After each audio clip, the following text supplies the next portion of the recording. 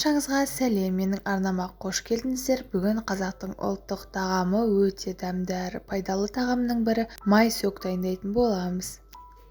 Ең алдымен тарыны алып, арасында керек емес заттары, тастары болса тазалап аламыз. Сонан соң қайнаған ыстық суды құйып, жуып аламыз. Көріп тұрғандарыңыздай су қап-қара болып шықты, тарының кірі шығады. Осылай суы аппақ болып тазарғанша 3-4 рет қайнаған суда қасықты осылай араластырып алып, електен өткізу арқылы құятын боламыз. Су тазарғанша жуамыз. Суымыз міндетті түрде қайнаған ыстық болуы керек. Сонда кірі жақсы шығады. 3-4 рет жуып тазарып болғаннан соң қайнаған ыстық суды құйып, барлық тарымыз батып тұруы қажет. Бетін жауып 15-20 минутқа қалдырамыз. 2 есе көбейіп тарымыз жібуі қажет, жұмсақ болып шығады. Енді матаның немесе шашықтың үстіне тарыларымыздың бәрін орналастырып шығамыз. Бір келке етіп суын өзіне тартып алып, құрғату үшін.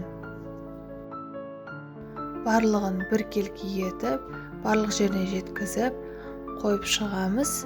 Және бетінде шашықпен жауып қойсаңыз болады, суын тез тартып алады. 30-40 минутқа қалдырамыз. Толық құрғаған соң қайтадан ыдысымызға, үлкендеу ыдысымызға салып аламыз. Толықтай құрғамаса, сулы болып тұрса, оның суы шығып майы сіңбеуі мүмкін. Сондықтан толық кептіріп аламыз. Енді татымына қарай құмшекер қосамыз. Қант ұнтағын салсаңыз да болады. Жақсылап араластырып аламыз.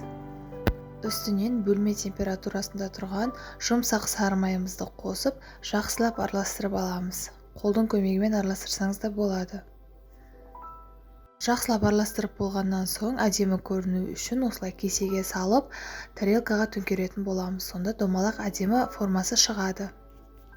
Міндетті түрде жасап көріңіз, пайдалы, дәмді тағамнан дәм татыңыз.